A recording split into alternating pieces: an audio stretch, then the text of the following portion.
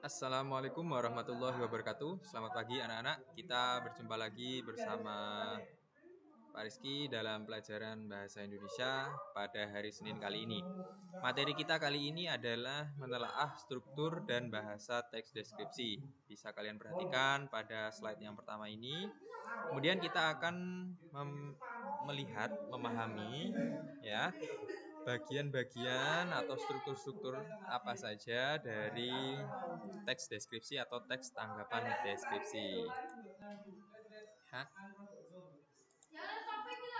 Struktur, ya, struktur teks tanggapan deskripsi. Ada tiga bagian atau ada tiga struktur. Yang pertama yaitu identifikasi. Kemudian yang kedua adalah deskripsi bagian. Dan yang ketiga adalah simpulan atau kesan. Ya, simpulan atau kesan. Nah, apa pengertiannya? Bisa kita lihat pada slide berikutnya. Baik. Struktur teks deskripsi atau struktur teks tanggapan deskripsi. Yang pertama, identifikasi atau gambaran umum.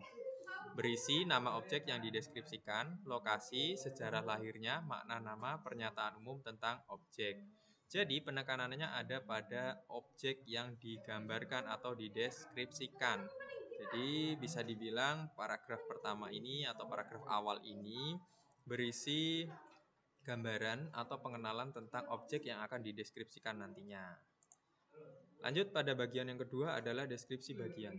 Deskripsi bagian ini perlu kalian ingat, sebuah teks deskripsi itu pasti akan membuat pembacanya terbawa seolah-olah untuk melihat, mendengar ataupun merasakan objek yang dideskripsikan. Jadi, di sini ada kalimat yang bercetak tebal, kemudian saya berikan garis bawah. Ini adalah penekanan-penekanan bagian-bagian yang terkandung dalam teks deskripsi. Yang pertama, perincian dapat berisi apa yang dilihat. Maksudnya, bagian-bagiannya, komposisi warnanya terlihat, seperti apa objek yang terlihat, dan menurut kesan penulis. Jadi semuanya berdasarkan pendapat penulis apa yang dilihat. Nah, seperti itu. Kemudian perincian juga dapat berisi perincian yang didengar. Ya, mendengar suara apa saja, seperti apa suara-suara itu, penulis membandingkan dengan apa. Dengan apa ini maksudnya dengan suara yang lain yang pernah dia dengar. Kemudian perincian dapat berisi yang dirasakan ya. Jadi penulis itu pasti pernah merasakan sesuatu terhadap objek tersebut ya. Kita diajak untuk juga merasakannya seperti itu. Walaupun kita tidak benar-benar berada dekat dengan objek tersebut. Oke, lanjut yaitu simpulan atau kesan. Berisi apa? Simpulan kesan adalah pendapat singkat penulis. Mohon maaf, ini videonya sebenarnya mengganggu ya. Penulis tentang peristiwa yang terjadi. Jadi kesan hasil yang didapatkan dari si penulis, pendapatnya si penulis tersebut ya, seperti itu. Baik. Kemudian kita masuk pada slide berikutnya untuk memperjelas.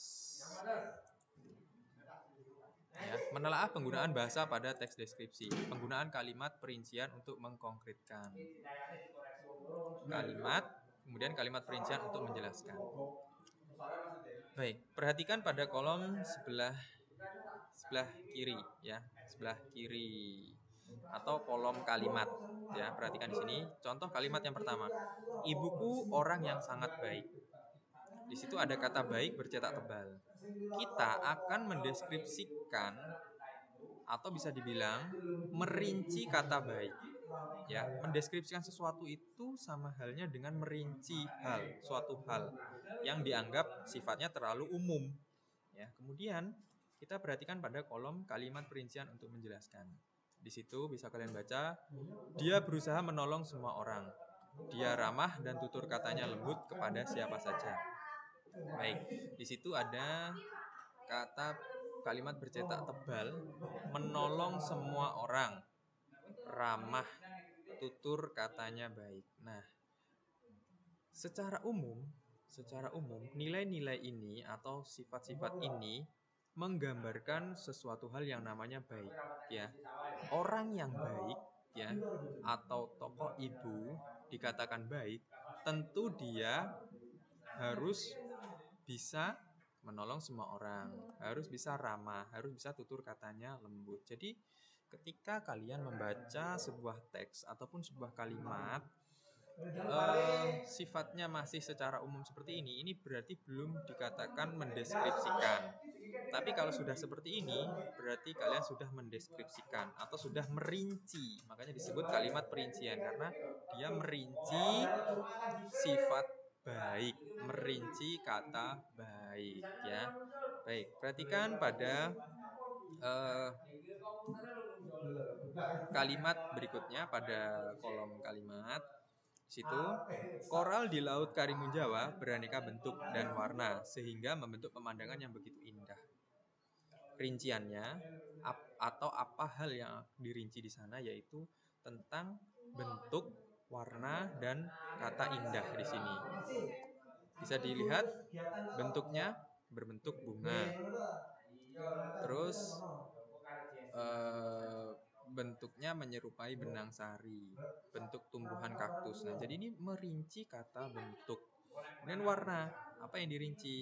Ya, warnanya krem, merah muda, di tengahnya ada bintik-bintik menyerupai benang sari, bercorak biru dan hijau. Nah, ini menunjukkan warna. Kalau bergerigi ini bentuk tadi ya, bentuk, kaktus ini bentuk, menyerupai benang sari ini juga bentuk ya, bintik-bintik ini bentuk ya. Nah, itu seperti itu. Kemudian indah, indah ini muncul pada kata elok ya, elok. Jadi kalian harus paham bahwa harus sadar bahwa teks deskripsi itu harus dirinci semakin konkret. Konkret itu apa? Jelas, nyata. Orang yang membaca, orang yang mendengar teks deskripsi tersebut bisa langsung paham, bisa langsung ikut melihat, mendengar ataupun merasakan terhadap teks tersebut. Baik, kita perhatikan pada materi berikutnya. Penggunaan kalimat yang menggunakan serapan panca indera. Jadi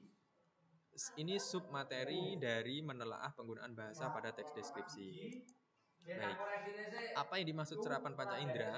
Jadi seolah-olah kita melihat, seolah-olah mendengar, seolah merasakan. Jadi ada panca indera yang terpancing, ada panca indera yang bangkit di sini ketika membaca teks atau kita membaca kalimat tersebut. Ya, yang pertama, seolah-olah kita melihat, berarti panca indera apa yang terpancing atau terbawa yang bangkit di sana yaitu pantai panjang dengan pasir putih ya. Kemudian seolah mendengar, berarti pendengaran kita ya yang dibangkitkan. Debur ombak pantai terdengar bergema. Terus seolah merasakan udara sangat terasa segar. Nah, jadi seperti itu penggunaan teks deskripsi. Terima kasih atas perhatiannya. Semoga materi kali ini bermanfaat.